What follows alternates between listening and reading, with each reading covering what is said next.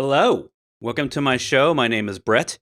I'm here every Thursday at 1 US Eastern. So this time, right now, if you're watching live. And I just hit my 2-year anniversary of this show. Yep. It's a big deal. It's a big deal. I have wasted so many hours talking into the internet that I could probably write a book about it. So thanks for showing up, and we're going to have some fun today. I want to talk about some new Docker announcements that just came out today, landed in my inbox this morning, and then we're going to take your questions. There's already a bunch in chat, and if we have some time, I have some new cool things. I don't know if I want to call them favorite things because they're new to me, so I'm not sure if they're favorites, but some interesting things that I've discovered this week. We all collect new announcements, new blog posts, whatever. And I like tools and I like new technology, so I'm always interested in that kind of stuff. And I have a project I'm working on that I was hoping to get launched on a GitHub repo related to Docker Compose and local development, but I haven't finished it enough to actually put it up yet. So I'm going to give you a preview if we get a chance for that. And you can see what I'm doing with that, and I can even maybe copy some code into a gist if you're hungry for something that this problem hopefully solves, or this solution hopefully fixes, I guess. So we're going to get to that. All right. So hello, everyone. Good morning, good evening, wherever you are. Is Docker running out of space or just cleaning up the house? I'm pretty sure that the world has enough storage for Docker. It's just a question of how much are they wasting? So we're going to go through all that and how much they're going to save, and yeah. Thanks for the wishes. TRS80, one of my patrons, and if you're not aware of my Patreon, I run a little group of people on the internet at if you just go to bretfisher.com over there, right? You can see a membership or a Patreon link. I think it's called membership, and that'll take you to Patreon. And you can also get that link if you're on YouTube in the description.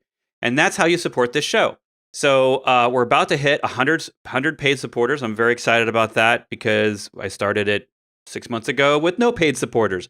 So I thank you all for your patronage, and more is coming. I've got a lot on the horizon in terms of updates to Kubernetes mastery, and then hopefully some new things for Patreon at a higher subscription, a membership level, basically. That's going to get you some more benefits.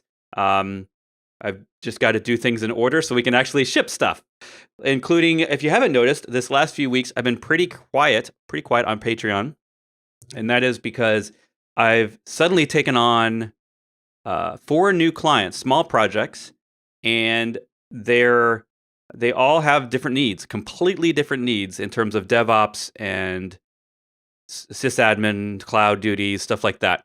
And one of them was actually causing me to work on an old project that I had started for a couple of different clients, a couple of different companies that needed a really smooth developer setup for microservices, or a setup where you need multiple different containers that all are going through a proxy, so you don't have 100 ports open. You can imagine if you had just a dozen microservices that you'd have all these different ports, and how could you remember them all for local development? So usually we all end up with some sort of proxy setup that can be a number of different proxies, a number of different ways to do it. There are tons of solutions out there. I'm not pretending that mine is the best, but I did want to come up with a very simple Docker Compose example using Traffic, which is one of my favorite container-focused proxies. That's sort of a cloud-native solution. I'm also a Traffic ambassador, kind of like I'm a Docker captain. So I didn't do much to earn that title other than talking about Traffic for the last 3 years. So I'm very grateful to them for making me a part of that program, sending me a nice sweatshirt that when it's not summer, I will be wearing again. And I like Traffic because it has a web dashboard. It has automatic connection to Docker and Kubernetes, so it automatically updates everything. So I want to hopefully give you a sneak peek of that later. But first up, let's before I take your questions, let's get through some quick news. Yeah, Biker's talking about a DNS mask. So my solution doesn't require any DNS mask, no host file editing, like none of that stuff.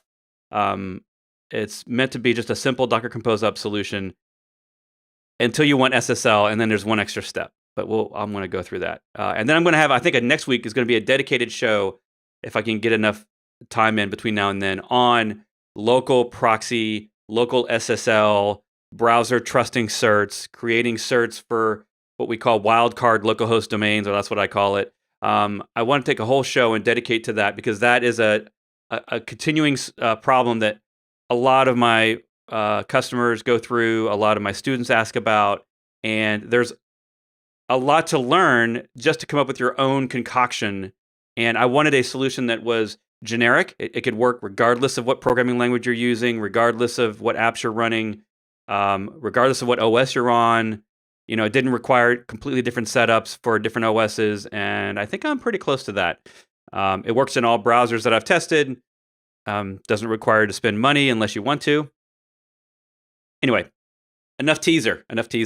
Let's talk about Docker container image retention policy. So if you woke up this morning and you have a Docker Hub account, which a lot of you probably do, you got an email that said, we have changes to our terms of service. And a part of that change is a new limitation for free accounts. And this is a part of a trend in 2020. If you remember, I've talked about this all year long, that Docker Inc. has sold off their enterprise business to Mirantis. They did that almost a year ago, about 10 months ago. And they're now hyper-focused on developer tooling. One of those is Docker Hub. They're trying to make Docker Hub, their vision for Docker Hub is easier, more features, basically easier for developers and teams to ship code to servers, right? And one of those things is that they created Docker Hub 5 or so years ago, or they acquired it and then made it into something really cool. And then they added on a couple of things that you probably heard me talk about: Docker Cloud, Docker Store, and then they brought all that back into Docker Hub, and it's now one thing.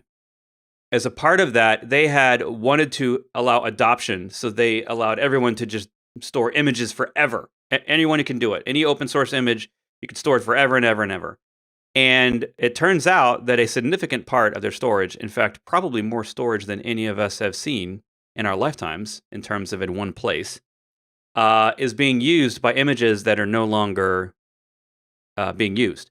So, not to worry, it's actually a really good change, because I think it's completely reasonable for free.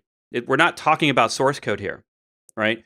Source code at GitHub and Bitbucket, those places will keep your open source code forever if you don't pay, at least as far as I know.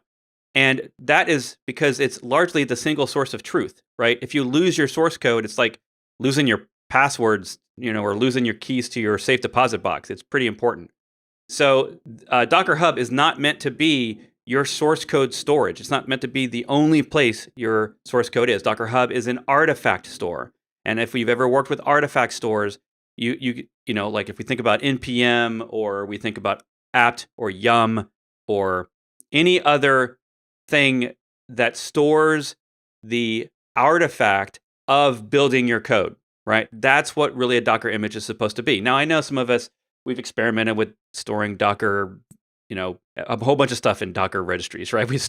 I had a show a couple weeks ago, maybe a month ago, that was how to use a tool I have called Backup to store Docker backups of a volume, essentially. And so you could technically use it as a backup tool. Well, that may no longer be a good place, because if you don't touch that image for 6 months and you're not paying for image storage on Docker Hub, then that will go away. So I'm not too terribly worried about this change. It turns out that almost a third of all their storage is images that have not been used in 6 months. And what do I mean by used? So if you go through and you read their short FAQ that I will put in chat, which I think it's short and sweet.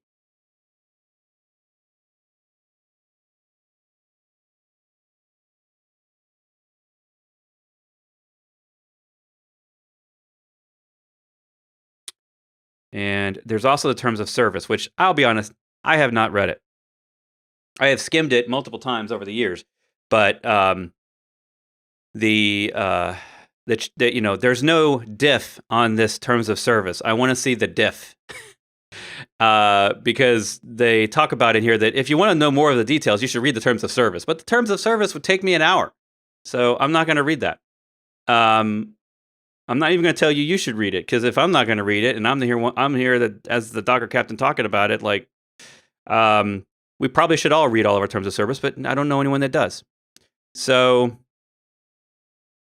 this interesting little tidbit down at the bottom, they have 15 petabytes of image storage, and 4.5, nearly 33%, let's just call it 30%, of all of the images have not been pushed or pulled, key distinction, pulled, in over 6 months. So if you have an image that hasn't been pulled, and you're using a free account, and you're not an official image, right? Like, obviously, they're not going to kick Nginx or, all the other official images off of there. They don't apply to that policy, right? This is about individuals and organizations that are guests on the Docker Hub platform. So if you have not pulled an image and you're not paying at least $5, which is the lowest plan, then $5 a month is the cheapest plan. If you're not paying that, then after 6 months of not pulling the image to any server or any machine, even just once, then they will delete that image tag. So they won't delete the repository. They won't delete the entire image repository, but they will delete that image tag. I'm guessing that latest still falls into that. I'm not really sure on the latest tag, because that seems like one that would just kind of stick around forever. But then again, if no one's pulled it in 6 months, is anyone ever really using it, right? So I feel like this is pretty conservative approach. It's pretty safe. The fact that they're going to be getting back 4.5 petabytes of storage that they're putting in CDNs that I'm assuming, storing somewhere on AWS or something. Like, I'm imagining that they're paying a lot of money every year for that storage for free for all of us. So I think it's a perfectly fine announcement, and they're doing this. They're not even doing this till November 1st. So what I'm curious about also is, on November 1st, is that when the 6-month counter starts, or on November 1st is suddenly a ton, 4.5 petabytes of data all going to disappear on November 1st? Or is that when we get told that we now have 6 months starting November 1st as a counter? I'm hoping that that's the case, because November 1st is right around the corner. And again, it had to have been 6 months. So I have a feeling that if you haven't pulled an image in 6 months, and again, that image is an artifact, it's not your source code. It should not be the only location you have that storage. Yeah, I think it's a low risk. But obviously, there will people that will get caught in this. But they sent an email today. I'm going to guess they're going to send a lot more emails when we get closer to November. I don't know that for a fact. But the other thing that they talked about in here, is that there will be new tools coming, which I guess we don't have yet, but new tools that'll let you see how long it's been since an image has been pulled. So it can even help you audit your own stuff to see what's coming up for deletion. Basically, they're going to delete all our data. Yeah, they're going to delete all your data if you don't ever use it. Yes. So, yeah, it does seem reasonable. AK, that's for sure. Yeah, and so I pay the $5 a month because I just want to support them. I mean, they support me. They give us swag. They've supported my Docker meetup up until this year when we stopped having meetups. They've supported my meetup for almost 5 years with sending out T-shirts. When you're a Docker community, when you lead a Docker meetup, they give you swag. So I've always felt like, what, $5 a month, I can support that. And so I've been fine with that. And they technically give Docker captains a little bit of free stuff, but I feel like that is the least I could do. So it's got to, the key here that they did not put in the announcement was it has to have been inactive, meaning it is it has not been pulled in 6 months. You haven't pushed it, which means you haven't made a new version of that tag, and no one has even used it or pulled it down in 6 months. And that is for the free individual accounts. Because what we've got is we've got 5 years. I mean, I didn't clean my images up. I don't clean up my tags. I don't even know how to do that. I don't even know if there is a way to do that in the GUI. I don't think there is for me to go back and delete old tags. So a lot of this is kind of their fault of not providing tooling for us to keep it clean, right?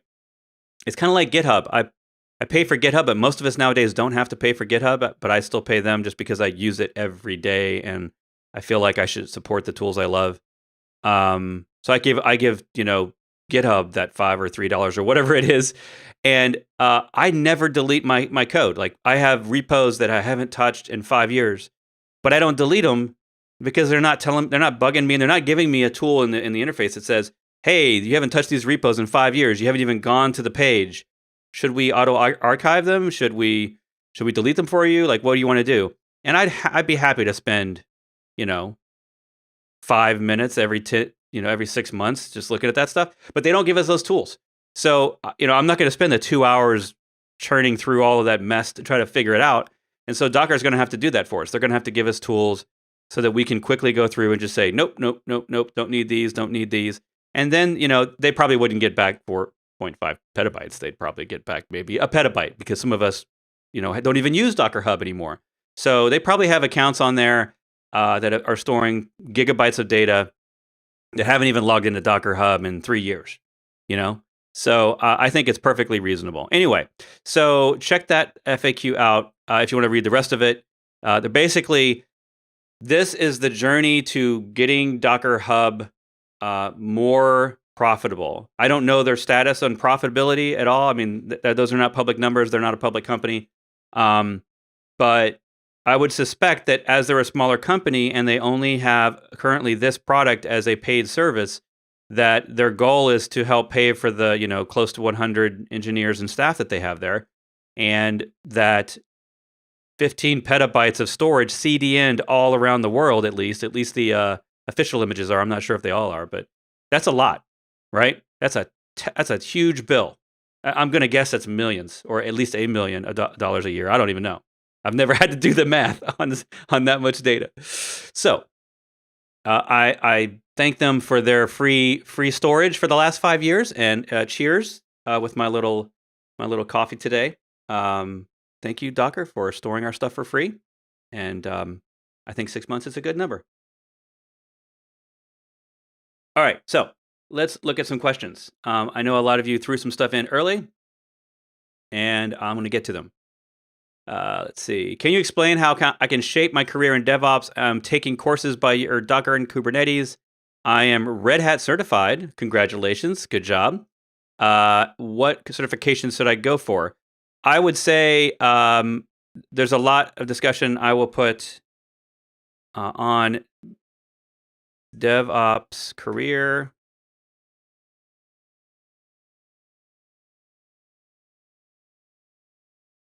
Let's see, HTTP Bret.show.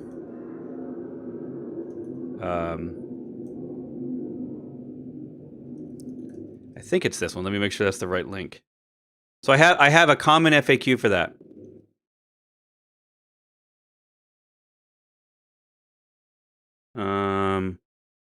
So it is my opinion that you shouldn't go immediately get Kubernetes certifications.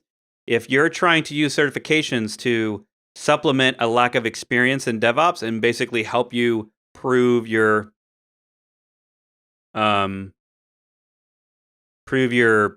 expertise, then I would go get I would first go get a cloud certification. You can pick AWS. It's a question of, are you trying to get a new job, or are you trying to focus on your career at your job right now at your company? So if you're staying at the company and you just want a promotion or a career advancement in the company or a bigger paycheck, get certifications in the things you're using there. Like, what cloud are you using? Get that certification. Which OS are you using? Windows, Linux, both? Go get a Linux certification from the Linux Foundation. Go get a network certification, even just a basic Cisco CCNA, I believe. Is there they're easy. They're beginner certification. Just get a couple of the lower end certifications across the board, Network Plus, something like that, and then having no certifications and then suddenly having a Kubernetes certification.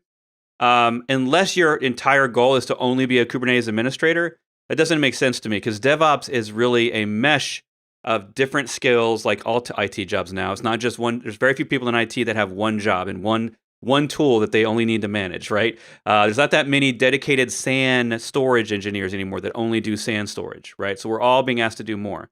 So I typically go from operating system certs, cloud certs, then start ramping up on your tooling. So you already have that Red Hat cert, go for a cloud cert, and then consider big tools like pick an automation tool, maybe an Ansible or a Terraform.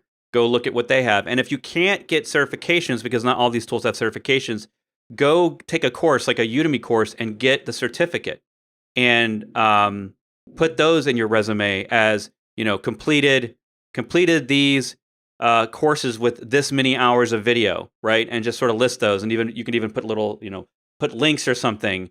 For me, I actually make a resume site. So I make a site with my whole, it's horribly outdated, like 5 years outdated. But I make a resume site that I send to people who ask for it.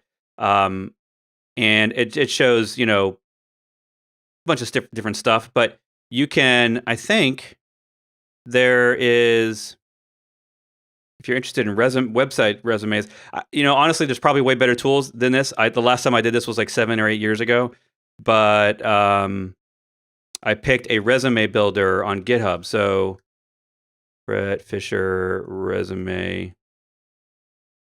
So this is a little script that will take, I think it's a JSON file, and it will build you a little resume site that will store it then on GitHub. So it'll use GitHub Pages, I believe, to run it. And so it's called JSON resume. Nowadays, I'd probably prefer it to be a YAML resume. So that's how old this thing is. 6 years ago was when I first made it. So, and I haven't updated it in 3 years. And it's a horrible outdated thing. Anyway, the point there is, go check the list of DevOps tools out. It's bret.show/DevOps, and that will take you over here to this thing. And that's kind of my opinion on that. Great question. All right. What is the path? Biker's asking, what is the path for OpenStack as a full development and production solution? I appreciate your comments that Docker is developer focused, but how to blend the two. The only time I've ever used OpenStack is in a lab or testing environment. I don't work with companies that deploy OpenStack.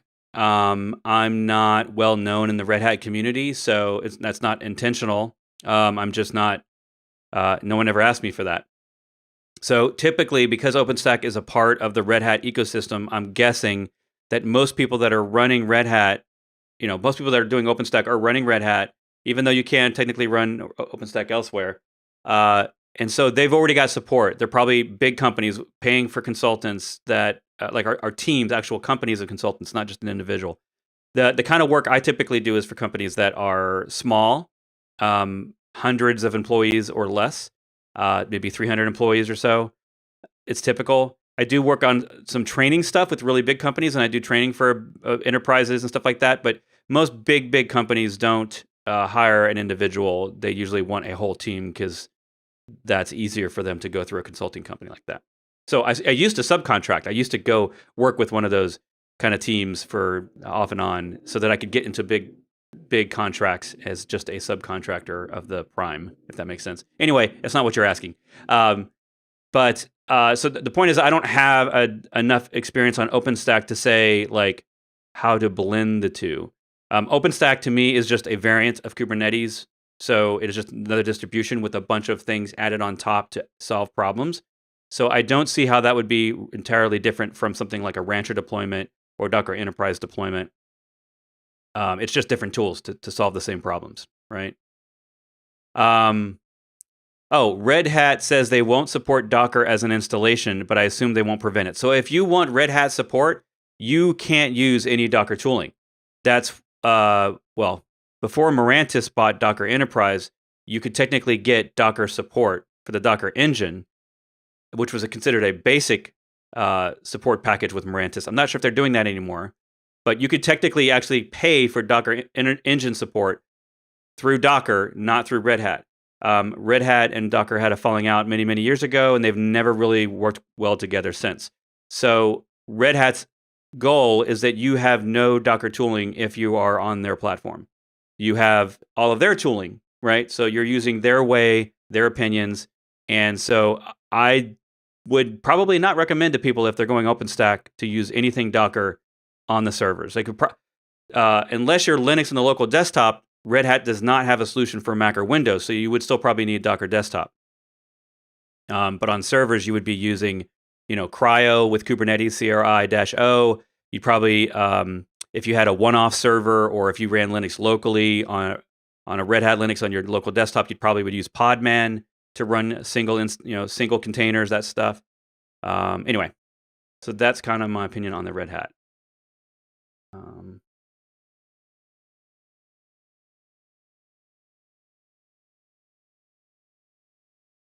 All right, I think I'm all caught up on. What is your preference on opinion of NAS feature sets? I've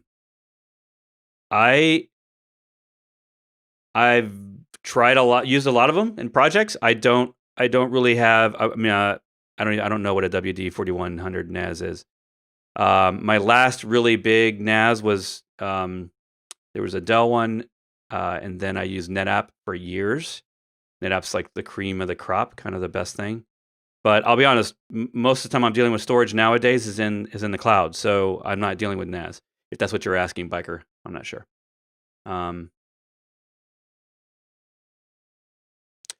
August 3rd was the 43rd anniversary of the TRS-80. Oh, that's awesome. Oh, man. Let's just go down a rabbit hole. TRS-80 for a second, in case you all haven't been around. So the TRS-80, I had the Tandy Color Computer 2 model. Was these computers back in the 70s and 80s that were my intro to basic programming. And my dad bought me a stack of books, and I learned how to. I wouldn't say I learned how to program. I learned how to type programming languages because I was really just copying it out. So yeah, and they had the most horrible storage solution, which it was super advanced at the time, but it was so painful. You could use a tape cassette, so it was very economical for home use. And you could use a tape cassette to save and load data. So you were basically playing back what sounded like modem sounds on to your a tape recorder that it comes with. But the biggest trick was getting the volume just right. Somewhere between a 4 and a 5 on the volume knob. Otherwise, it would not save it loud enough to play it back correctly, or it would be too loud and it would distort, and then you wouldn't be able to use it either that way. And I'm trying to see if they have a picture of the actual one. No, that's a little too old. The Computer 2. Yeah, there you go. There we go. That was the first one. I think I had that puppy right there. It looks very, very familiar. So that was my first. Actually, that wasn't my first computer. I had the Sinclair before that. My parents were very nice to me when I was young, and they kept figuring out how to get computers used or something, and they got me a Sinclair, which is basically a similar form of this, but I don't think it was color. I think it was just black and white. And these all used regular TVs, so you were using a CRT tube TV as your monitor, and so it was like 200 by 300 pixels maybe at the most. And you learn how to code, and you would spend all weekend programming on the thing, and then it would do like one thing: it would drive a car down a road, and so that was my intro to computers. So thank you, TRS-80.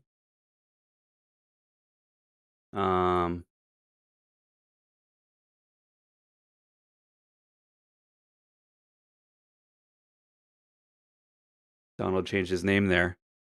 But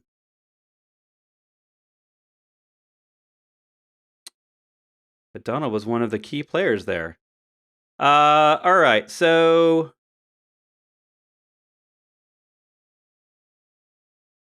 Paul did Paul did the analysis real quick. 15 petabytes is 315,000 a month at standard list price. Um, yeah. So that's a lot. Am I going to attend KubeCon EU? Yes, I will attend. Sure, yes, I will be there. And I haven't bought a ticket. I need to buy a ticket. I tried to buy it the other day, and their website ticket system wasn't working. So, but yeah, I'll be there. I might be live. I still haven't announced what I'm going to do. Um, Swarm versus K8. That question has been answered 1,000 times on this show, but I'm happy to help you with that. The real quick answer is I say a lot about it in my courses. If you've taken my Docker Mastery course, I talk about the pros and cons of each. They are simply two tools to do the same job. Swarm is easy to get started, has a fewer set of features. So once you've run out of the features limitations of that, and I don't have any way to know whether you're going to do that. There are plenty of people that run Swarm all day long and they're happy with it. So it just really depends on your application requirements, what you're doing, what you need to do, and then eventually Kubernetes. I will say that I continue to see way too many people jumping on Kubernetes, which I still think is very early days. I mean, both of these tools have been out 5 years or less. And running it yourself as an individual is a lot of work, even if you're doing a cloud-hosted version, because you're probably going to be adding a lot of other tools on top of it, right? Ingress, dashboard, some sort of backup tooling, persistent storage tooling like Rook. You're just going to be adding all these extra things to Kubernetes, and that's a lot to manage because every one of those things you have to manage, unlike cloud services that you don't have to manage.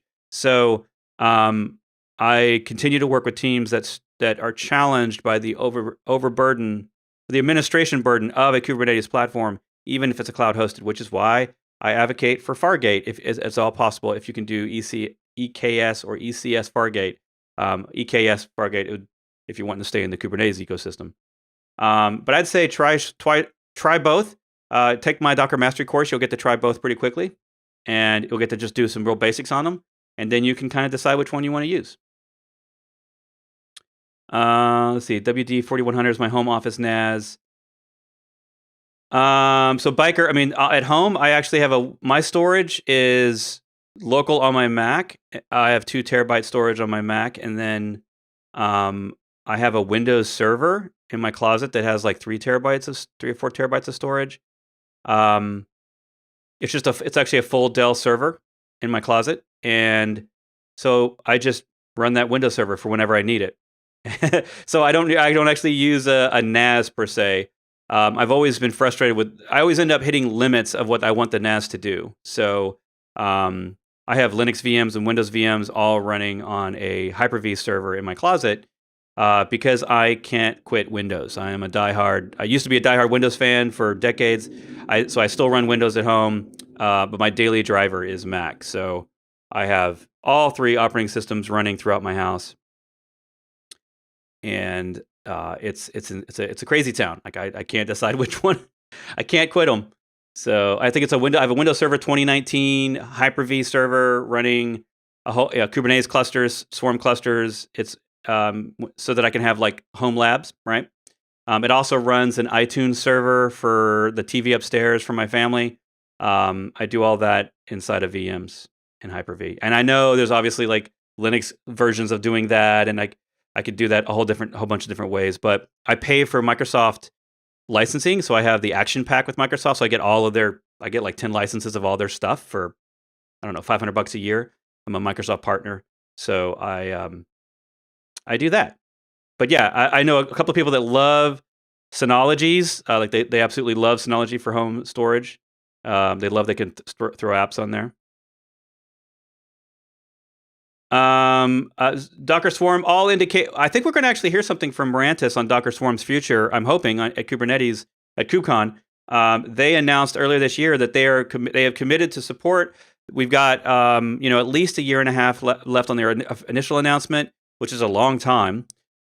We've got They've committed publicly to adding more features, of which some they've already added, and other ones are supposedly coming. This is all Mirantis. So go check out the Mirantis blog. Also, in terms of Gamers Ma, go check out this channel on YouTube. I have an entire Swarm show in the video history of this channel, and that Swarm show talked all about the future of Swarm, what's coming, what's already in there that's new in 2020.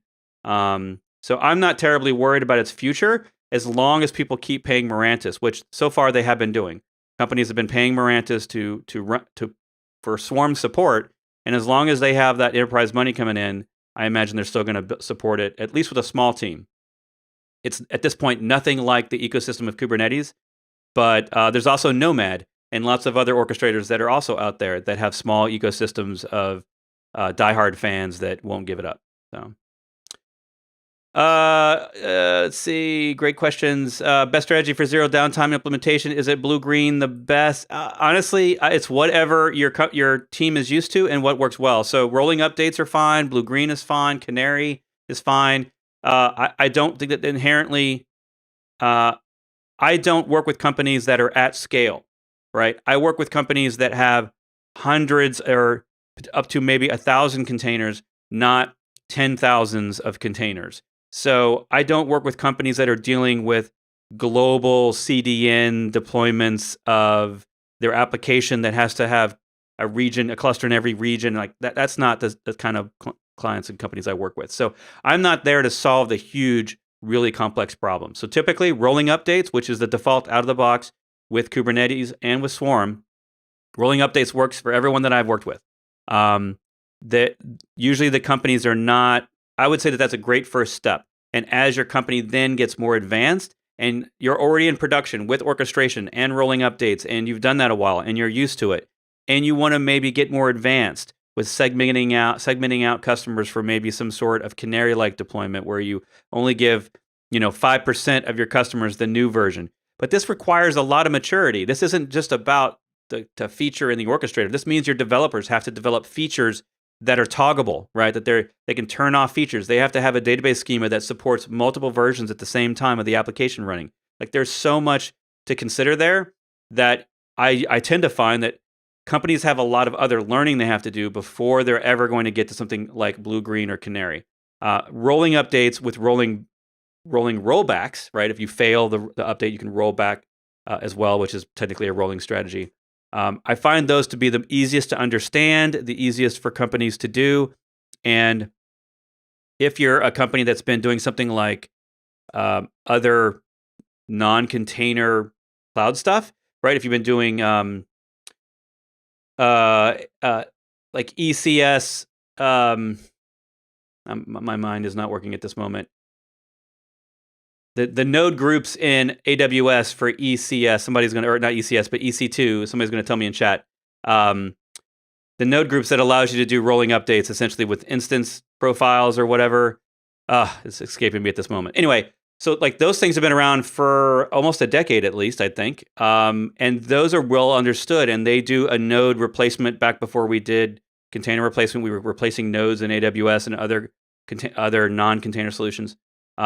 Anyway, that's, I think, the way to go until you get really advanced and you're really good and you're doing, feature toggling inside of your application deployments. That way you can have, you can turn on features, have different copies of the application in different containers all running at the same time. And the database schema is able to handle the different versions of the APIs that they're using. Like when you're that mature, then you go canary or blue, green. I find that companies that are in a traditional development model where, they very quickly, they're really unsure about forward schema updates and all that they need these are companies that maybe have 3 or 4 different containers of the same app running. So maybe if they have an API container, they've maybe got 4 replicas. If they're a Node app, they might have to do like 8 or 10 replicas just because Node typically is a single CPU. So you have to, in order to get multi-threaded, you have to scale up the replicas.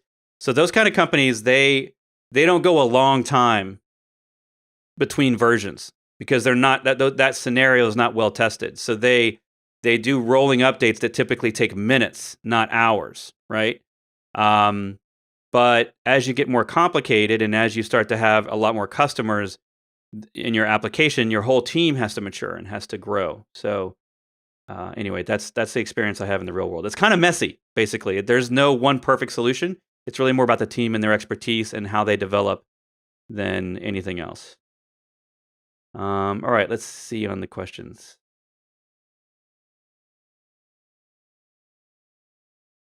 Can you share your thoughts about learning Go for automation? Bash does most of the things, but now with K8s and all the other technologies utilizing Go, do you see value in learning it? I'd say it depends on who you are, right? I know a lot of shops that for their DevOps people, they're diehard Python, right? Python had been a traditional system administration language, if not Bash, right? If you're talking about more full-featured programming languages. Some teams of sysadmins are very focused on Bash as their shell scripting language, and that's what they do most of their tooling in, and they're very good at it. Some use Python.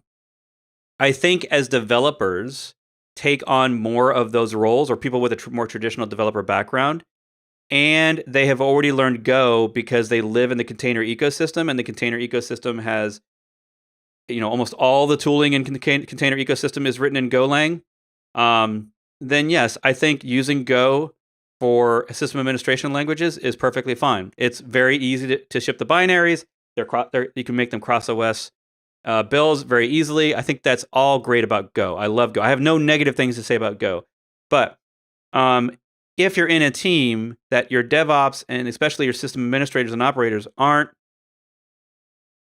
if they're not developers, if they're not full developers, then bringing in a full development language like Go that has to be compiled to be run, right? That is a lot of work, and you don't want to be the one person in the team, the only person that can make the tools, right? Because now you're the linchpin. Now you're the person. You're the person that will no longer have freedom to not do that anymore, and they're going to expect you to support all that stuff. Anyway, the thing there is that there are some really good, if you go on YouTube, there's some really good videos on using Golang for system administration, and I agree with them wholeheartedly. But I wouldn't necessarily throw out all the other history of all the other languages. It's just a question of if your team is already doing their development in Go, then that makes complete sense if they're going to be doing more of the DevOps to just keep using that same language for that tooling. Hopefully that answers that question. The answer is it depends. You are welcome, Vivanine. Sorry if I mispronounced that, Vivanine. You're most welcome. Thanks for thinking. And can you add auto-scaling to Docker Swarm running a manager and 5 workers? Well, what type of auto-scaling are you asking for? Are you talking about container auto-scaling or node auto-scaling? Because those are two completely different solutions. You can do node auto-scaling. Oh, someone already answered it, I think. But auto-scaling groups, it just came to me. In AWS, auto-scaling groups can do your node auto-scaling. So you can do that in AWS. The cloud does that for you, right, for nodes. For containers, with Swarm, it's not built in. So you would need to do Prometheus, and then just go looking around the internet for Prometheus Swarm auto-scaling. You'll actually find some people that give you some really, it's not plug and play, but it's a pretty easy example of how to auto-scale on Swarm using Prometheus metrics. Because it's all about metrics. Auto-scaling is about metrics, understanding CPU utilization, network utilization, memory utilization, and keeping track of that over time and understanding what's the thresholds, right? And Docker does not track metrics over time, so Docker can't do that out of the box. You need another tool. It's kind of similar to Kubernetes. Kubernetes out of the box does not track metrics over time. You have to go and enable it with additional functionality, additional controllers.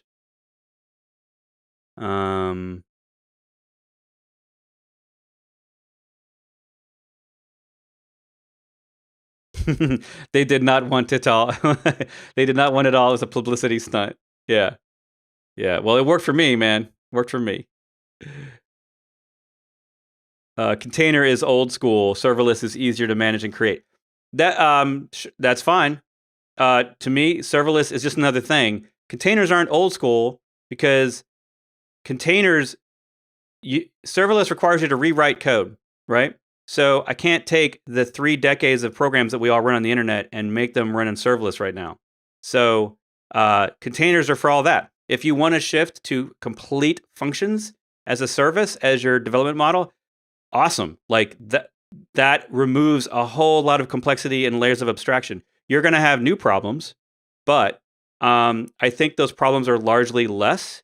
So I'm not disagreeing with you. I am agreeing with you, but containers are definitely not old school because I don't know any company, unless it's a brand new startup, that can simply throw away all their code and start over from scratch, making serverless functions, right? So you typically have apps that you're going to need to run for years and years, even if you start adopting a serverless now. And there's always going to be that one thing, it seems like, that you're going to have to run forever that you don't have the developer time to do to update and to replace with serverless. So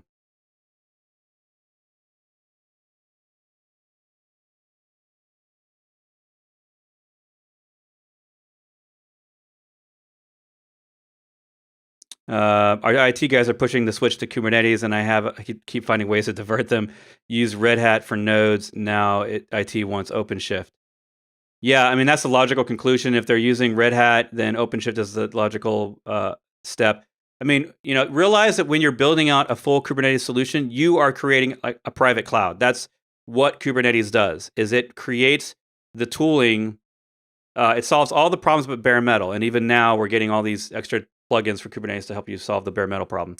But it's creating a private cloud. So when I work with teams, it's like we have to solve every problem over again. How do we manage secrets? How do we do backups? How do we do monitoring? We got to change our logging solution. We got to change our storage solution. We have to change our provisioning solution, right? We have to use some GitOps thing with our manifest files. And we have to do this whole new process for updating nodes and draining nodes and then spinning up new Kubernetes nodes with new versions. Like, how do we get from one Kubernetes cluster to another? How do we do cross-cluster federation? How do we do RBAC? I mean, like, you have to solve every one of those problems again that you probably had solved with pre-container solutions. So it is like building a private cloud, for sure. And it is not easy, even if you get a distribution like OpenShift. It's a lot to learn. That's a lot of stuff, which is why we sell so many courses. All right. A few more questions, and then I'm going to show off a couple things real quick. What are the best ways to fetch and store logs from Docker containers? Running in production on a managed service, say, for example, multiple Apache containers on AWS or Azure. Well, you should be using a logging storage solution. So your Docker, you said Docker, right? So Docker has a built-in logs feature. So you're going to change the logs inside of Docker's engine to ship those somewhere else. They're going to push the logs from all your containers. So step one, all your containers must be writing to std out or standard out and standard error, right? Then you have to configure Docker when you create the containers to ship those container logs somewhere outside of the machine. So you have to get them off the server. And you can do that through, it has a ton of different logging drivers built in, and then you can even use a bunch of third-party ones. So for example, if we just go here and I just do Docker init, Docker info. If you look at if you just type Docker info, you will see that Docker has all of these log drivers built in. AWS is built in, FluentD, Google Cloud, Journald, Guelph. Guelph is like an advanced. I think it's a JSON syntax that gives you rich data about your logs. It's an open standard. Journald, JSON files, which is the default. Log entries, Splunk and sys. Log entries and Splunk are two external types, and syslog is another type. I mean, so these are the types, right? So the most people, what they do is they figure out what the cloud logging system that's built into their cloud accepts. And there's usually a documentation page on that. So Azure and AWS and everyone else will be different. So you go read that, and that tells you how to configure Docker to send the logs to that. If you want to run your own third-party logging solution, like Elasticsearch, ELK, then you would use something like FluentD, Guelph, or their own their own tooling that they'll tell you on the Elasticsearch website. There are other third-party logging storage solutions, but basically you want to get all the logs off the server into a central solution that you can search and find. So yeah.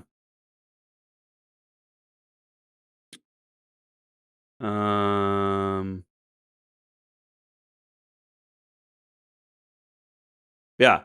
Yeah, so it's very cool that you don't have to use containers. Realize, though, that many people that are running the serverless infrastructure for you, they're all running containers because every architecture I've seen, except for maybe one or two of the clouds themselves, but all private clusters in data center clusters, stuff like that, when they're running serverless, they're running your serverless functions inside a container image that they had pre-built, right? So the container technology is never going to, I don't think we're going to ever see it go away. It's just going to be another layer of abstraction that maybe someone else has to care about, right? Because that's the joke of serverless, right? Is the servers are just someone else's problem, and as part of that, they have to run your code inside a pre-built image that has all the right dependencies that your application would need based on your ecosystem, right? And they need to be able to spin it up really quickly. Some of them are using a new advanced technology that's not technically a Docker container, but it's still at its core the same concept of a bundled application distribution with all of the dependencies that you can build on top of, right? If you've done Heroku has been doing this for years with their build packs, for a decade probably. Build packs with Heroku, that was, I think, the first company that kind of came up with that idea. Build packs are a form of containerization that you can ship around an isolated unit that has all the dependencies for your application built in. So some of us, we don't have to worry about that. I actually have tons of websites now that I just run like Fastly or some other static site builder, and then the API is run somewhere else, and I don't really have to manage the servers. I mean, at the end of the day, even if I'm a DevOps person, I don't want to have to run servers. My goal is to run infrastructure, not necessarily servers. I'm helping teams get their code into production faster, and however we have to do that DevOps, really, your goal is a business metric around how often you can ship code, how easily you can recover from failures, and how you can measure all the things. So that's really the core of DevOps. It's not run servers or containers, right? We just talk about containers all the time because they're, right now, for all of our existing applications, they are the way to get those into a faster deployment cycle and a faster recovery cycle, and a more secure, higher utilization of our infrastructure, because so many companies have low utilization on their infrastructure because they run one app per server. And now with containers, we can run many apps per server or many functions per server, right? So that's a great conversation, Negative Zero. I'm glad you're here and bringing up those topics. Let's see, Docker for Windows. All right, real quick, I just want to show you a couple of things that I want to get off my plate here, and I maybe will save this and again talk about it next week, and then we'll go back to chat. So a couple of cool tools that some friends have pointed out to me recently. Carbon, if you ever have to do presentations on code, Carbon is a pretty cool utility that I found.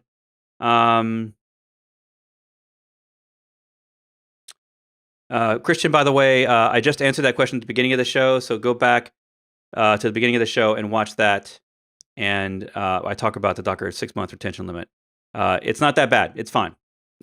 Docker images won't be deleted until no one has ever touched your image, never pushed or pulled for 6 months, which in most cases for free accounts, this is just for free accounts, and it's only for images that you haven't pushed or pulled in 6 months. So it's not the image necessarily, it's the tag. I'm not going to delete the repo, it's just going to delete that tag if you haven't touched it in 6 months, which is fine for an artifact store that you get for free. I think it's actually very low risk. So it turns out about a third of all images, all the image layers on Docker Hub are older than 6 months and have never been pulled in 6 months. So, all right. Anyway, this tool, check this out. Carbon, pretty cool. A friend of mine, Kevin, showed me, and it's great for when you want to show source code examples in some sort of slide deck or as an example. So we've all got these tools that make our pretty print of our code. But what this can do is if I have some code that I need to show off and I want to put it in a tweet or I want to make an image or I want to put it in the slide deck, but I want a certain look to match my slides. So I can say, okay, I like this Let's see if I can zoom in here. I like that color of theme. I'm doing bash. Well, that's not going to work because I'm not showing bash in there. Let me undo that. Oh no, it's going to save it. All right, so what did I have that on? JavaScript? Or it was on auto probably. Yeah. And then I can change the background color. So I can say my slides are green, and I have all these configuration options. So if I want it to look like Windows, not a Mac, so I'm going to have it do the buttons on the right. I want a drop shadow, right? Or maybe I don't want a drop shadow, but I'm going to add a drop shadow. And I like this look. Leaves like a preset. This one maybe is a preset or whatever that doesn't have a drop shadow. And then I can export it as a PNG, an SVG. I can tweet it or copy, I guess, the URL maybe. Yeah, okay, so copy it to clipboard to put it on Medium. That's pretty cool. Anyway, super interesting tool that basically helps me take text and turn it into something shareable that's pretty. So that's Carbon. It's a pretty cool one. All right. The next tool, I was looking for some good examples on traffic for Docker Compose. All right. So this is something that I'm going to release hopefully pretty soon as an open source example, but using Compose with traffic for local development. I've been doing it for years. I've helped other people do it for years. And with Traffic V2, things have changed. And I don't always use SSL locally when I'm developing, but I've had multiple teams that I've worked with ask for that. So we've built them, sort of solutions for that. And so anyway, here's a really great tool. It's not the tool, sorry. It is a huge list of examples on everything from traffic routing to Docker containers using a Let's Encrypt HTTP challenge. This is all with Docker Compose. So it gives you the Docker Compose YAML, redirecting HTTP to HTTPS. So it goes into more examples than you might get in the traffic documentation. So I will put that into chat. That's pretty cool. And so this is not just for local development. This walkthrough allows you to use Docker Compose in any manner. Obviously, the Let's Encrypt stuff, typically you're going to have to do that on a server. So that would maybe your server solution on the internet. You could probably change this with very little effort to use Swarm if you wanted to do that. So I thought that was really good. And it seems relatively up to date because it's using Traffic V2. And Traffic version 2 is less than a year old. All right, next one. So I have been talking about for years with Docker Compose that for local development, that there is a feature in the 2.x versions of Docker Compose files that allows you to do health checks for advanced wait for it or depends on. If you've ever considered these things where you need your application to wait for the database to finish before it starts the application for local development. Again, I keep saying for local development. Because in production, all production systems are distributed nowadays. So you need to handle distributed concerns, right? You have to have retries, and maybe your app crashes, or it has a reduced functionality mode if it can't get all of its resources that it needs.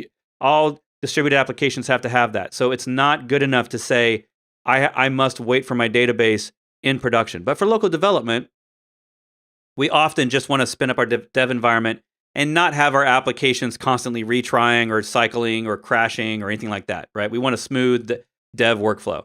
So I have been in some of my courses, I've shown this off in my Docker for Node.js course. If you just go to bretfisher.com at the top there, you can get my Docker for Node.js course. I've talked about it there. I talked about it at DockerCon in 2019.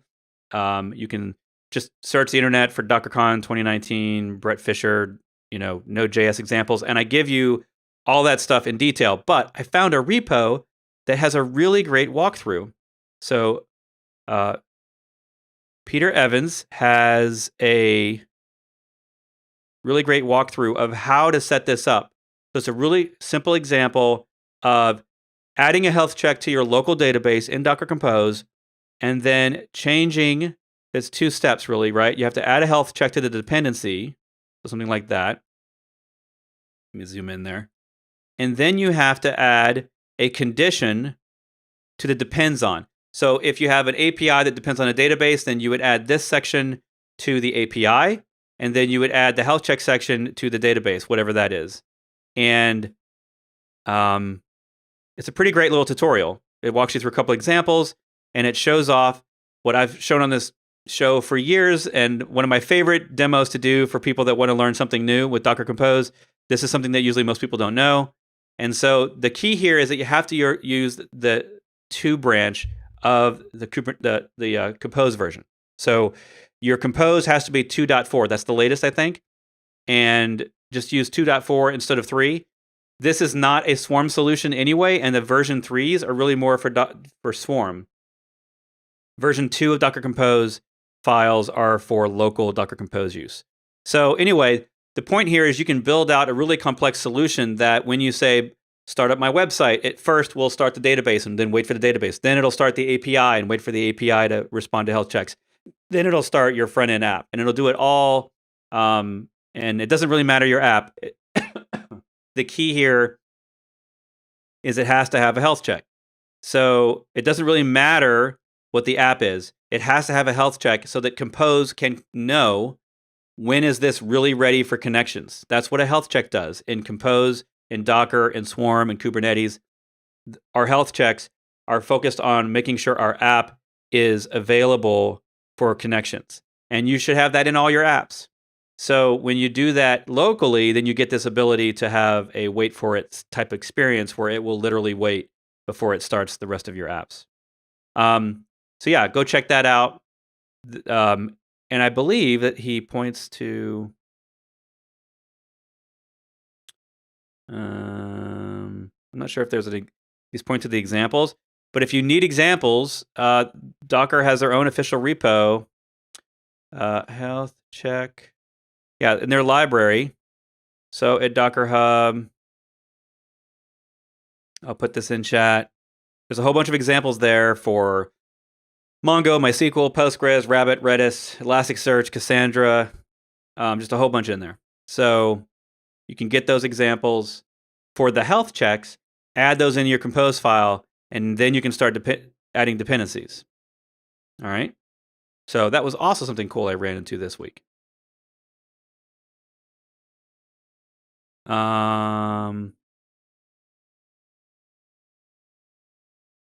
And the little preview of what I'm working on is, it's 2 things, really. 2 things.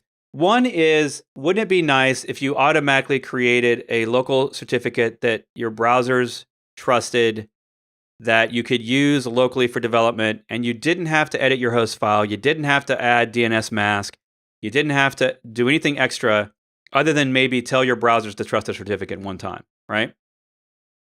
So I used the internet to cobble together what I would think is an equivalent little shell script, and it's essentially one bash command to run OpenSSL to create a certificate based on a domain name you give it. Now, if you've heard of DNS wildcard localhost stuff out there, there are utilities, well, not utilities, there's websites like xip.io. There's dozens of these out there. You can even buy your own domain and use it. I have one. And what you do is, in the case of XIP, basically any private IP address you can type into your browser, and the DNS name will resolve to that IP address. So imagine you're on your machine, and your goal is to develop against a local web app that is, you have a bunch of web apps, so you need a proxy in front of them so you don't have all these different ports. That's step one. Problem one, you want to use SSL certificates to develop locally, but you want to use it against localhost. So that's problem 2. And you don't want to have to do a bunch of stuff to your machine, like edit the host file. You don't want to have to run some utility like DNS mask, which everybody keeps talking about as a solution. But I find that It doesn't actually. It in some cases that tool actually breaks. In my case, it breaks on Mac because I use security tools that protect my DNS, and it doesn't work with those. So I use OpenDNS, which is a tool out there owned by Cisco now, but OpenDNS protects my DNS and basically protects me from accidentally going to a site that's been hacked or might have malware on it or something. And I do that with an application that controls my Mac DNS. So I can't use DNS mask or third-party tools that basically shim their way into your DNS resolution. And I don't think you need those, actually. So for years now, I've used this kind of setup, and for some reason, I never really released a tutorial on how to do that. And I had a project recently that got me a little bit closer to actually turning that into something that makes sense for people. So let's go back to the command line. So again, you want SSL locally, you want proxy locally, you want your browsers to trust it and support it, and you want to be able to type DNS names like API.something, www.something, microservice name.something into your browser, and it's all going through Docker Compose, all to your local system. So that is what I'm hopefully gonna. I don't know. I'm not gonna promise anything because I don't know. It's open source. Like hopefully I'll have something that I can show next week that's actually on the internet that you can get. But the first step is you need to create a certificate locally, and it can be for one of at least 3 different things you do. So your goal here is to get a certificate that uses a DNS name that will always point to your local host IP address, which is 127.0.0.1. Okay? You can do that with something like xip.io, which I just showed. That works on any IP address, but we don't necessarily, in this case, for example, if you wanted to resolve 127 your local machine, you could type in, if you had a website running, you could type in www.127.0.0.1.xip.io. Then that DNS name would resolve to your local host IP address. That allows you to use a TLS certificate, but a TLS certificate has to be signed for this name, right? And then you have to trust this name. So there's a couple of steps you have to do there. So since I don't have the README up yet, the general steps are decide on the DNS name you want to use. Do you want to use XIP? There's other ones like VCAP. VMware has one called vcap.me. And so, well, let me go back to my command line. Ping vcap.me. Yeah, so that's a DNS name that VMware uses that always resolves to your local host IP. I made one. I have a bunch of friends and companies that they all make them. They all get their own little short DNS name. I bought one that is Bret.lol. So that DNS name and anything underneath it, it's a wildcard DNS resolution. So anything I type is always going to resolve to the local host IP address. So if I do a ping www.bret.lol, and this works with a lot of DNS providers. I use hover.com, but a lot of them will work with this. Like I don't know if I think they all should work this way. Because all you're doing is you need to create one A record for the root name, right? So for the actual domain name itself, and it just points to IP address 127.0.0.1. And then you need to make a second record that is an asterisk that says A record anything dot your domain name resolved to 127.0.0.1. So I could type in here api.bret.lol. That would resolve ping nginx. I could go on all day long, right? nginx.bret.lol. So all of these resolve to my local host. That's step 1. And you just need to either buy a domain name or use one of the ones like XIP or VCAP. So remember those, vcap.me.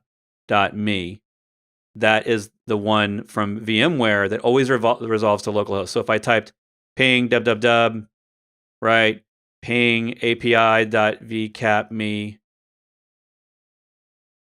right? And a ton of people have made these simple little domains, bought some really short domains. The goal is always to get the shortest one. I can't put a link in chat because I don't have a link to anything. I'm not sure what you wanted me to link to. I can put you a link to xip.io. So xip.io is that's created by the creator of one of the creators of Basecamp. So that is good for any name, right? So any IP address, not just your local host, but you can use that for machines on your network. It's for any private IP address.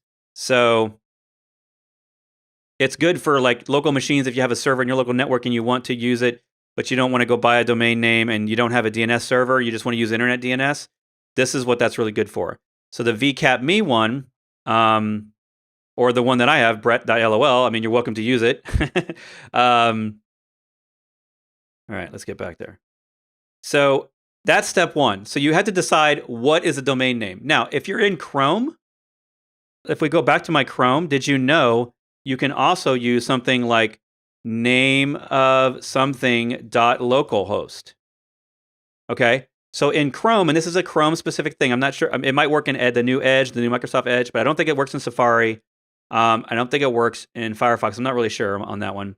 But I talk about this a little bit in my Docker for Node.js course, that in this case, you could actually create, you could do this same thing with something .localhost, and it will always resolve to 127.0.0.1.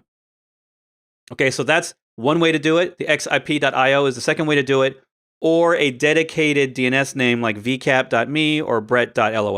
All right? Now that you've picked that, the next step is you need to create a certificate and trust it for that domain name as a wildcard certificate. So what you want is a certificate that you can use across all your projects. Because if you're using proper distributed computing concepts and proper 12-factor, then all the applications you build that are web-based, or really any application, shouldn't be hard-coded to a DNS name, which means you can develop locally with any DNS name you want to use, just as long as you tell the application what that is, right? So in this case, I'm using OpenSSL to create a self-signed key of a specific domain name that I give it. And it can be any domain name I want. In my case, I'm using bret.lol. And that's the domain name that's always going to point to my local host. So in recent versions of Chrome, it has added some new requirements. So you'll see here, I do some fancy catting and printing that will essentially give me a SAN certificate, or a subject name alternative, or subject alternative name rather, a SAN certificate that does a wildcard cert of any name I give it. So in my directory, you can see that I've created a couple with this shell script. And I've created one for bret.lol, and then I've created one for localhost. That's for that specific scenario of Chrome where it allows me to do anything .localhost. And then I need to trust these. So on my Mac, that is using Keychain, right? So on a Mac with Chrome and Safari, they all use you want to go down here to certificates, and you want to go to login certificates, and you go in there. And basically, for whatever your OS is, trusting a self-signed certificate in your browser, that's just what you need to go Google, because every browser is a little different, every OS is a little different. But the certificates that this creates, this PIM file right here, right? That is the file that you need to open. So if I open this on a Mac, and well, that's kind of wonky. Does this work? There we go. So these PIM files, all I need to do is open them with Keychain, and then I need to trust them. And the way you do that is when you're in your app. You see these little ones down at the bottom here? So these are all little ones I've created, right? And you have to go into it, and then you have to trust it. So I have to open it up, and it's kind of tedious. This is all because of Mac. There's, I could maybe automate this, but by default, it's not going to trust. I have to go in and trust it. Every browser and OS is a little different, but this is nothing specific to development. This is simply creating a self-signed certificate. How do I get my browser to trust it, right? So go look that up, and whatever those steps are for that browser, you'll do that. So this little shell script, let me see if I can open this up. I'll give you the shell script so that you can use that for now, and then I'll have that in a repo next week. So remember, step one is pick your DNS name, the scheme you're going to use. Step two, create a self-signed certificate and trust it so that your browsers will trust it so you don't get stupid warnings. And And then after that, step 3 is create a proxy with something like traffic that will use that certificate for all of your development apps. So you'll always have local trusted SSL communications, right? And this one is out of date, so let's see, cat. Let's see.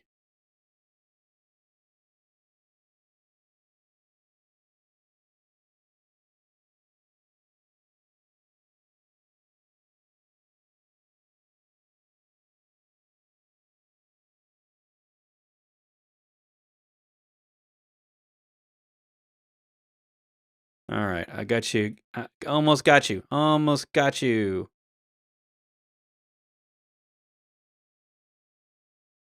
So this is I turned it into a one-line command, and the certificate will actually be good for 10 years. So it should be good enough for most people. All right, so here's the gist.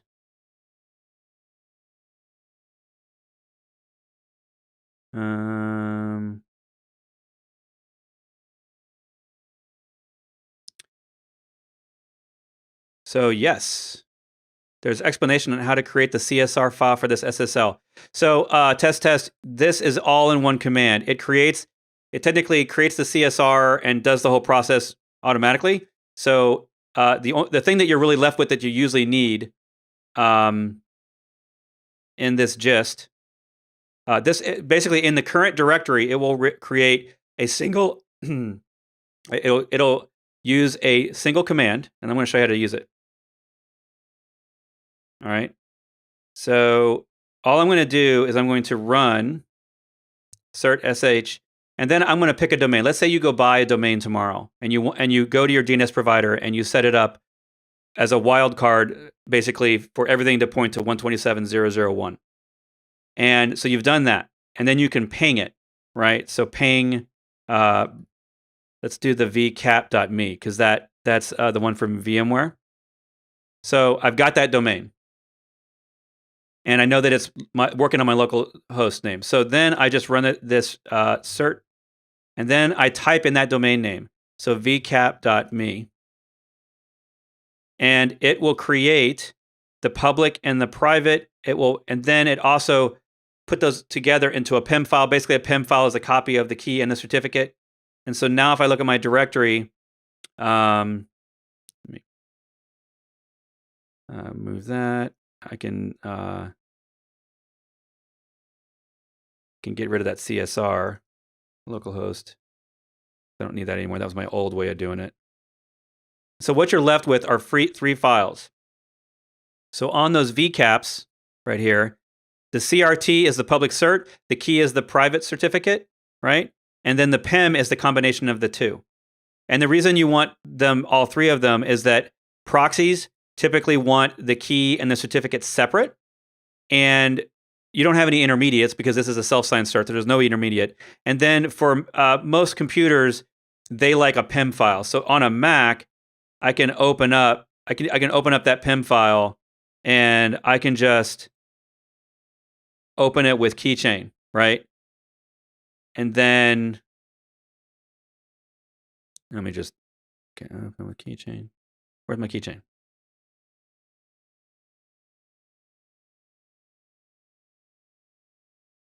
All right, so let's go look at that. This is a really small one, but vcap.me. So remember, top left, I'm in login. Bottom left, I'm in certificates. On Windows would be different. This works on Mac for Chrome and Safari. I'm not sure about Firefox. Firefox might have its own trusted certificate process. But if I open up that certificate, you can see now that it has a common name of VCAP. If you scroll down, you can actually see the SAN. The SAN has 2 names because technically you need one for the root name, and then you need another one for all subnames, right? So that's called a SAN certificate. And it's good for a decade. It doesn't really matter because I'm not going to be putting it on the internet. And then you have to trust it. So I'm going to say always trust, and then you're done. And then you have to use your administrator credentials and approve it. Okay. So now my browsers will trust that little certificate. And so step 1 was pick the name. Step 2, get a certificate. Step 3, trust that certificate. Step 4 is configure your app, right? And so in our case, we're just using Docker Compose. So Docker Compose, I have a really simple example. I have a simple little service running Nginx. It's just my website, right? The key is I tell it what name it's going to respond to so that traffic talks to Docker automatically. So traffic's going to automatically pick up any containers inside this compose to automatically route packets to it as a proxy. So this is basically it's telling it to go through SSL 443. Well, this is telling it to use SSL or TLS rather. This line is saying use the endpoint, which means 443. You'll see that in a second. And then this is the host name I want to respond to. And then I have a traffic container. And that's not very complicated. I am using a traffic version. I'm creating a health check just because that depends on thing we talked about. So depends on. And I open the ports. It's got its own web dashboard, right? So the web dashboard here is on 8080. So I can look at my proxy status. I can look at whether the proxy config is working. And then all my apps locally are now going to be behind that proxy in my compose files. And they're all going to be tunneled through the proxy on port 80 and 443. Okay. And then I mount 3 volumes. One of them is the traffic config. The next one is the list of all my certs, because the traffic proxy has to have access to those same certs we just created. And then I connect to the Docker socket, because traffic will constantly look at the Docker socket and say, just like it does with Kubernetes and Swarm, it'll say, hey, is there any new containers? Oh, look, they have labels. Okay, I'm going to make a new proxy route. And you don't have to keep reconfiguring your proxy every time you want to add a new app. You just simply add in labels. In Kubernetes, it would maybe be annotations. In Swarm, it would be Swarm service labels. But in a regular old container, it's just called labels. And I would add these 4 things. All right. Now, the other file we have in this directory is the traffic config, which is not too long, but it's a pretty boilerplate traffic config that allows me to set the logging to an appropriate amount. It turns on the dashboard. It sets ping. Ping is so that I can do health checks, so that I can have that whole wait for, depends on startup thing. And then it creates providers. Providers are the way that you tell traffic, how do you get your configuration? And I'm telling it, you're going to get it from Docker and you're going to get it from a file. That's basically all I'm telling it. And then I'm creating the ports it's going to listen on. Those are called entry points. And I'm saying, I want you to listen on port 80 for regular web traffic, and then I want you to listen on port 443 for TLS traffic. And I added a little bonus here. I'm saying anything that comes into port 80, I want you to automatically give it a 301 redirect to SSL, to the TLS port, so that anything time I type on my local machine to port 80, it's just going to redirect it, right? The next thing, the last thing here is I'm telling it which certificates to use. Now, the easiest thing to do here is to just use the same single certificate. Stick with a certificate, stick with the DNS name. You don't need a bunch of these different certificates with different domain names. You could totally do that. You could add a bunch of them here. And you could use VCAP and XIPIO and Bret.lol. You could use all those here, right? I don't see why you would do that, but maybe you want to. And away we go. So now I have my app here, and we've created our certificate. Let me go try it. Let me just do a Docker compose up. Now remember, all I'm doing here is I'm starting up Nginx behind traffic. Of course, I have to type Docker compose correctly. All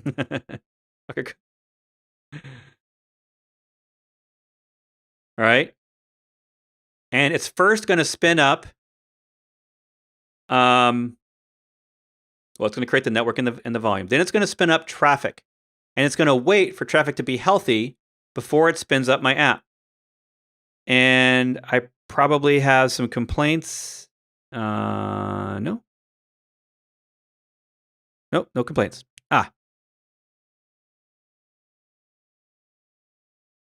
All right. Now, what just happened? Let's go back to my browser. if I go to localhost or anything, I could type in the Bret.lol because I'm using Bret.lol. So localhost port 8080, that's the traffic dashboard. So when I go to localhost 8080, I see the dashboard. I can click on any of this stuff here, and really the thing I care about is HTTP because that's what we're talking about right now. We could technically use this same thing for other protocols on TCP or UDP, but we're just focused on HTTP right now. So you can see here, it's got a bunch of routes that are internal. That's how the way you know they're internal is the provider over on the right means traffic. So those are really just things that are going internally. The thing that I care about is the service that I created in Docker, and the way you know that is the provider is a little Docker logo. Because traffic is going to Docker, looking at the socket, seeing the labels on my compose image, and says labels enabled traffic, and then it's enabling it. The little lock over here means that it's secure, it's using TLS. I can see the host name that it's trying to route for, and I can even jump in here and I can see the whole configuration. So TLS is true. All right, now if this works, I should be able to type in HTTPS Nginx. Now remember our host name. If we just go back to this real quick, I'm gonna put it in. I'm gonna do Docker compose up -d.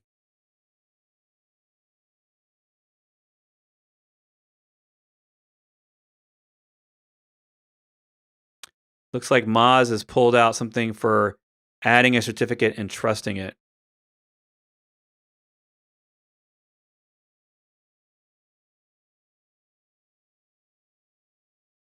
Oh, that's cool.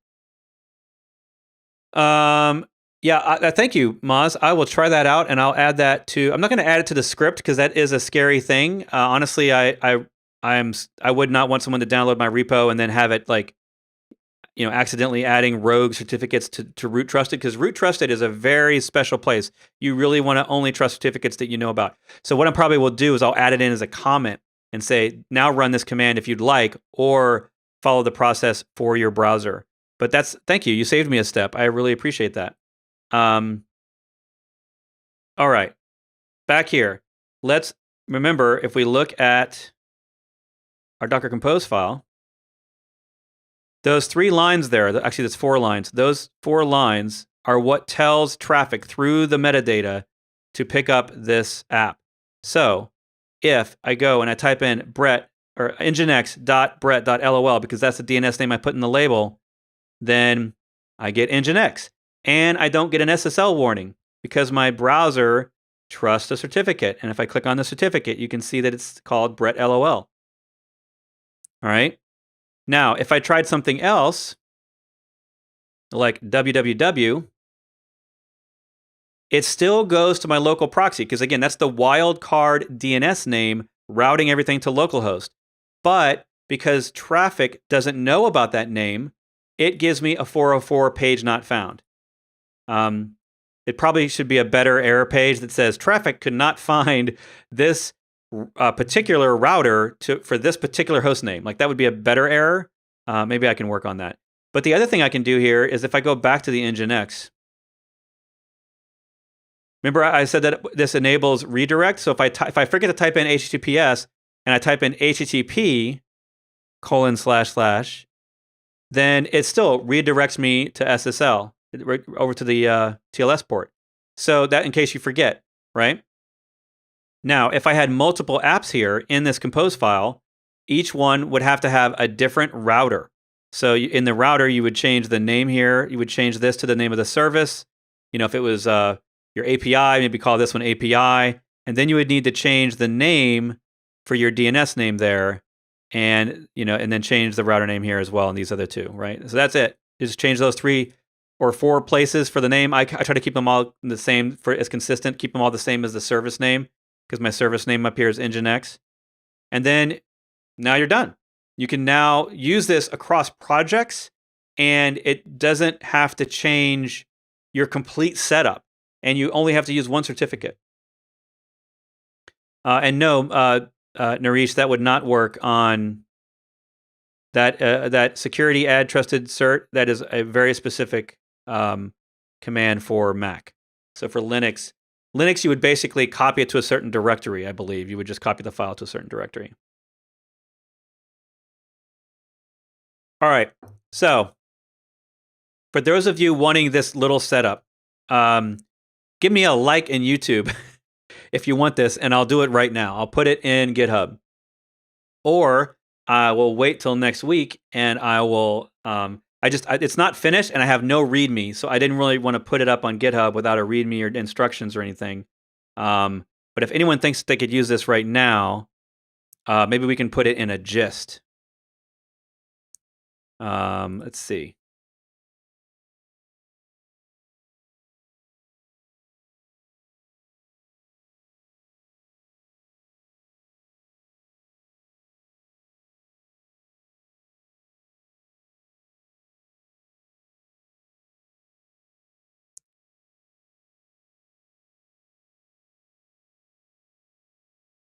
Yeah, let me.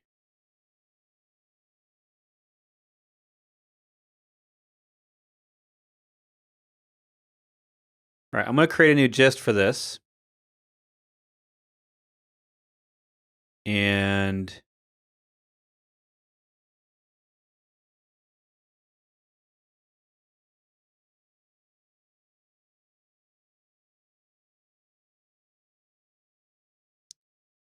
all right, so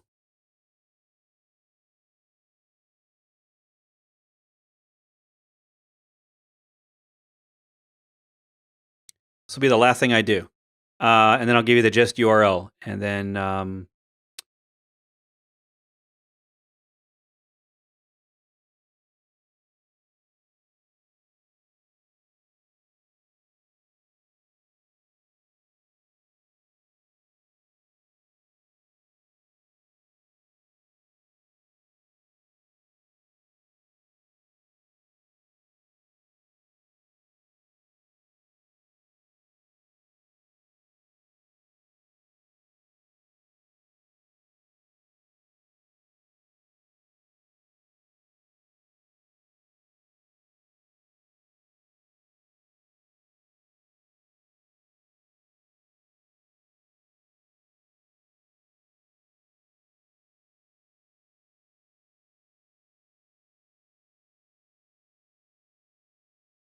this is going to be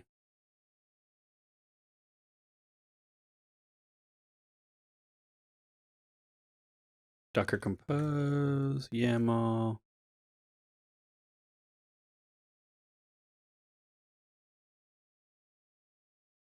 Traffic.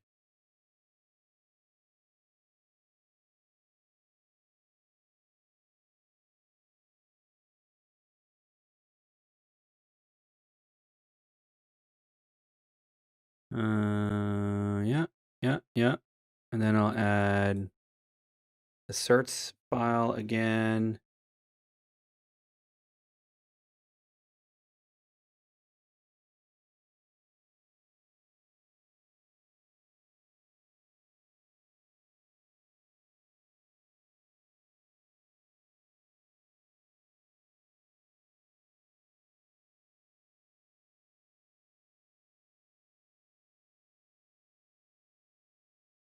I think that's it.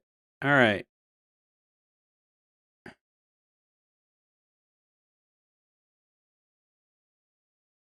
All right. So sorry, no documentation today. That'll come later. So there's a gist. Throwing that into chat. Is anybody using Docker for infrastructure as code as part of the dev lifecycle? Absolutely. A lot of people. So yes, I would say a lot of people on this show are that are hanging out. Thanks, Otak. I love you. I love you back. Bongani, is that how you pronounce that? Welcome to the show. So what we just did is we wrapped up on a couple of things. We wrapped up real quick on the Docker news, no big deal. Basically, if you have a free account on Docker Hub and you are storing container images there and you have never touched them, if you have not pushed, nor pulled, nor edited, or done anything in 6 months, that image tag will go away. Doesn't mean the repo goes away. It doesn't mean your source code that you have in GitHub or Bitbucket goes away. It just means that the tag of that random image that you uploaded 6 months ago and never did anything with it, that image tag will go away. So those layers will be deleted. That's only for free accounts. It's only if it's 6 months, and it's only if you haven't pushed or pulled the image in 6 months. So not a huge deal. Basically, it's going to save them an entire 4.5 petabytes of storage, which is a third of the entire Docker storage solution for Docker Hub. I think that's worth them doing, and that will save them, what did we calculate? 300 some odd $1,000 a month if they were using AWS S3 storage. Like, that's insane. So yeah, that was the news. And then I shared a couple of things. If you scroll up in chat on YouTube, you can see that I shared a certificate maker that allows you to create a certificate for local self-sign. It's really handy for wildcard use. And it also works with the newest Chrome releases. So the newest Chrome releases get really picky about the certificate, and it requires more extra stuff. So a lot of the tutorials I found online don't work. And I did that all in a repo that we'll see here. And so this gist, which you can scroll up in the chat, and you can get that I added 3 files: a Docker Compose file, a cert creator, and then a traffic file that you can use as a template for all of your projects for how to put a SSL proxy in front of all of your apps, so that you can always develop locally over TLS. If you want to, I don't always do that. You don't have to. But if you want a proxy with a single URL, yeah, it'll work. So I'll get this hopefully by next week. No promises, but hopefully by next week's show, this will be up on GitHub with a README, and everybody can take a look. And I'll go through a much more refined, edited process for exactly how to do this step by step. And I'll look for you all's feedback. All right, so I'm going to wrap this chat up. We've been going almost 2 hours. So any other questions? Anyone got any questions for me? Last minute questions.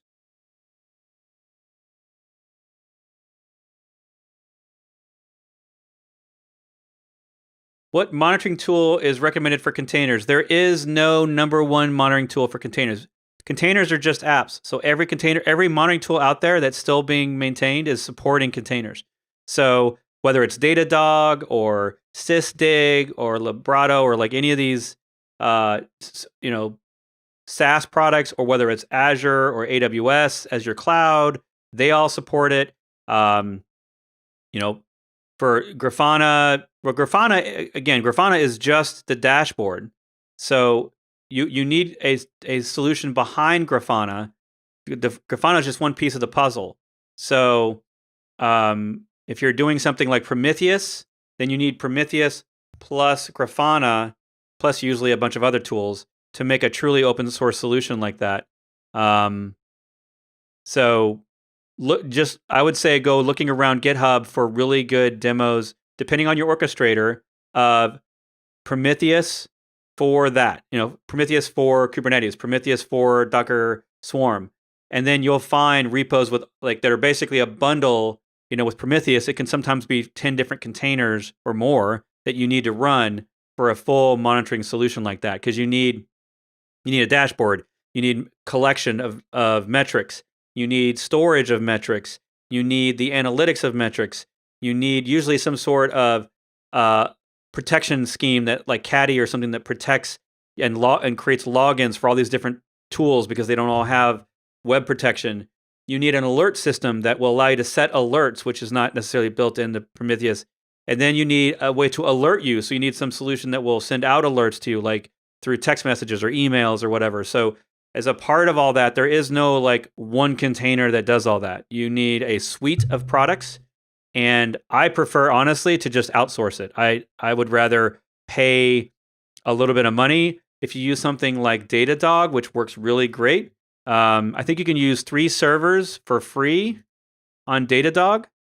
I like them because they're the complete toolkit all in one, and Use them for years. They're not cheap, but none of the good ones are.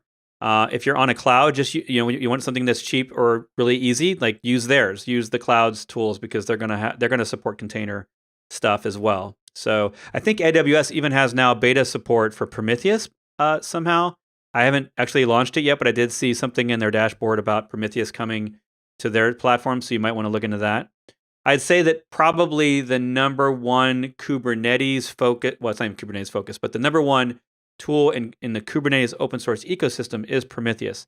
It is probably the most talked about, but when it comes to monitoring, everyone does their own thing. Everyone already has a tool in their enterprise, and they just make that tool work for containers. They don't necessarily go switch monitoring tools just for that. So, great question.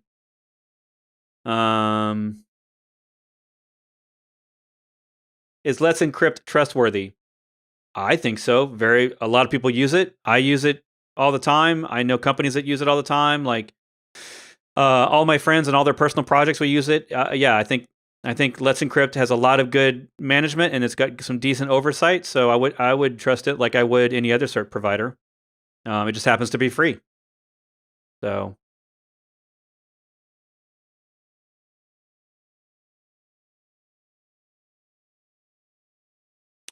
Yeah, CloudWatch absolutely supports containers. Yeah, because containers are just applications running on Linux. Like they're just normal applications. A Linux, system D process on the Linux host sees all the container applications. Like they just look like regular applications to a root user.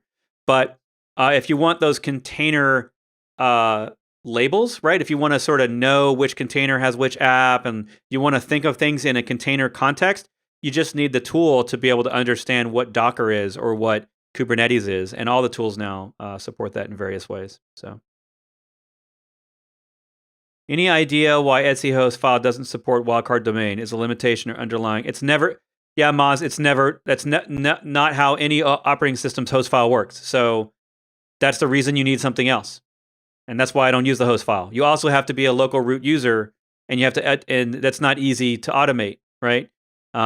So you just don't do that. I don't use the host file anymore.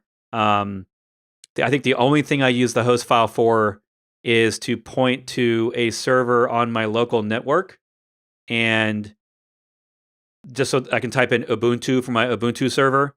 I think that's the only line I have in my host file. But that is a natural limitation of the operating system's DNS resolution through the host file. There might be some RFC spec for host files that is, 30 years old that just doesn't support wildcards. But that's a great question. I don't know anybody that supports it in their OS. How to exec into Fargate containers for debugging purposes? Can you not do that with the kube control commands? Have you tried kube control exec? That's what I would try. I assume that works. Maybe it doesn't. I know with Docker CP command, you can copy files from a container to its host, but is there a way to share files between running containers without creating volumes?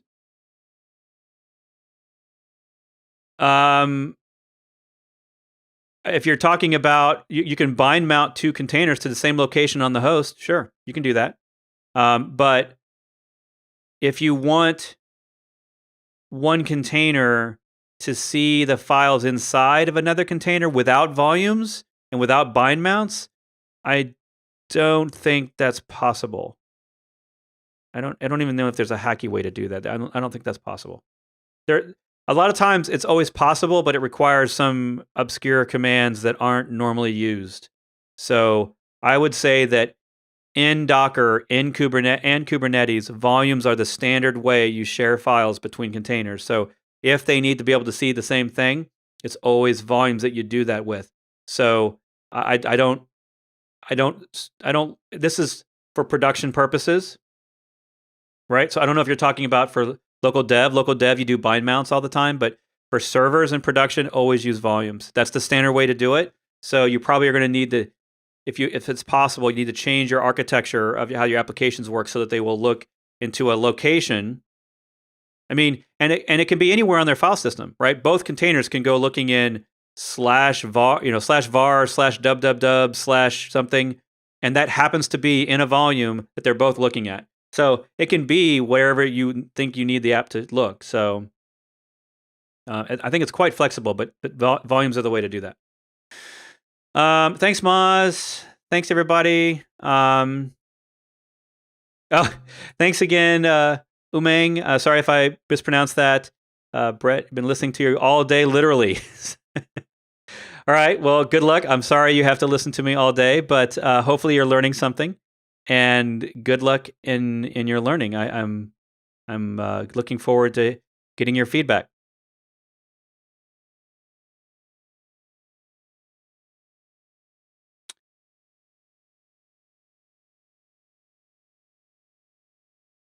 Is there a way to pull the images in all the K8s nodes to speed up the deploy or auto scaling? No. Well, I don't know of any. Doesn't mean there isn't one. That would, I mean, the way to do that is you're going to have to create a program that talks to the Kubernetes API that somehow tells the nodes to pull images without running them. You're basically having to talk to Docker or whatever your container runtime is. And that might be tricky through Kubernetes because you have to tell the kubelet to do it. And Kubernetes has tons of features that I've never used. So there might be a feature somewhere in the kubelet that I can communicate to the kubelet to pull an image. But pulling it without creating a pod is what you're saying. You're saying pull the images before I've asked for a pod. And I don't know how you can do that, but it might be possible. But that's what you have to look up is, how do I tell Kubernetes to tell the container runtime? Because Kubernetes does not pull images. It tells the container runtime, like Docker, to pull the image. So Podman and Docker are two different tools. The only thing you can use Podman for is if you're running on Linux. It does not work on Mac or Windows for creating local containers. That's why you need Docker Desktop or something like that. So Podman is a very narrow subset of the functionality of Docker, and that's fine. If you can use it, great, but it does the same thing. So if you've already got Docker installed and you're already using Docker, I don't see a reason to leave it for Podman. The only reason I would see to use Podman is if you are running Linux locally and you don't want to run Docker for some reason, you'd rather maybe you're a big systemd fan because Podman just uses systemd. And so you don't want to run a Docker daemon, you just want to use systemd to run a container. And you can use Podman for that. I live in a world where people run on Mac and Windows mostly, so they have to use Docker Desktop. Podman is not for Kubernetes, right? It doesn't do orchestration. It's really just to run a container, and it doesn't build images. It doesn't support BuildKit, or you have to have separate utilities for that. So I don't tend to use it just because it's a very niche product for a very specific use case of you're a Linux sysadmin, probably running Red Hat, and you want to only run a container on the local system, and you only want to do it through systemd and not through Docker or Kubernetes or something like that. So it's a cool tool. It works. I've used it, but I don't have any use for it. So that doesn't mean it's not a worthwhile tool to check out. It's just not. It's not Docker. It's not replacing Docker. It doesn't do a tenth of what Docker does. So I would rather just run Docker. What is the best tool to scan images? How do we know we are pulling secure ones? Well, the best tool is Trivy. And by best, I mean it is the most comprehensive. Actually, sorry, it's not Trivy. Trivy is.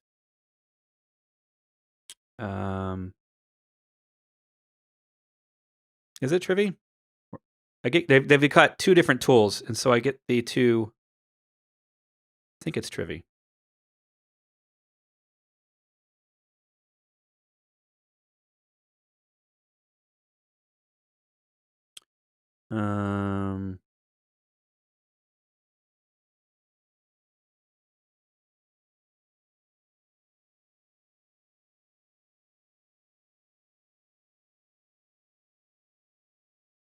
Yeah, it's Trivy.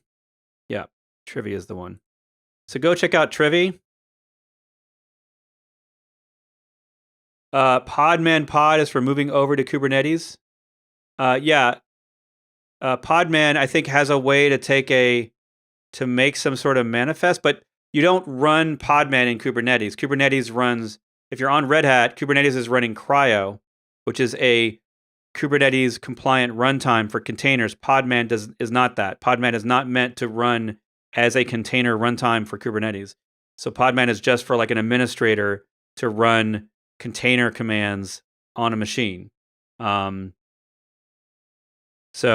I do think it now has some sort of manifest generation, if I remember correctly. So I think you're right there. It does something like that. Anyway, Trivy is a really great scanner. To me, it's the most comprehensive open source scanner. There are probably better paid tools, but I don't pay for any of them, so I don't know.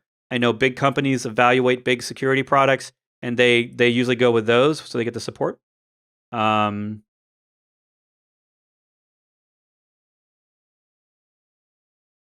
I block a port or an IP address inside a container? I'm not sure exactly what you're saying, but I don't believe so. What I assume is you're talking about Docker, you're talking about a Docker container inside a Docker network. There are no, if you're talking about container to container inside the container network, then no, that Docker doesn't do that. If you're talking about a Kubernetes cluster with a CNI plugin that uses network policies, then yes, you can create a pod policy that will prevent other pods that aren't authorized from talking to a different namespace that has that pod. You can do that in Kubernetes because you have advanced network proxy solutions on each node that you can use if you use the right CNI plugin. But in Docker built in by default, no, that's not a thing. There's no firewall on a container. Docker runs NAT behind your host IP, so technically Docker is using your host IP tables as a firewall for incoming external connections, but maybe that's not what you're asking. So all right. So hopefully that's answered your questions. Again, thank you so much to all my Patreon subscribers. Let's patreon.com/Bret Fisher. So if you want to support this show or support my podcast, which a new episode's coming up, I'm sorry I'm a late week on shipping a new podcast episode. And you can join me there. And for membership, you get access to some monthly meetups and other benefits. And yeah, that's how you can help me out. So I'm going to keep trying to do this every Thursday. And thank y'all for showing up. I'll see you next Thursday. Ciao.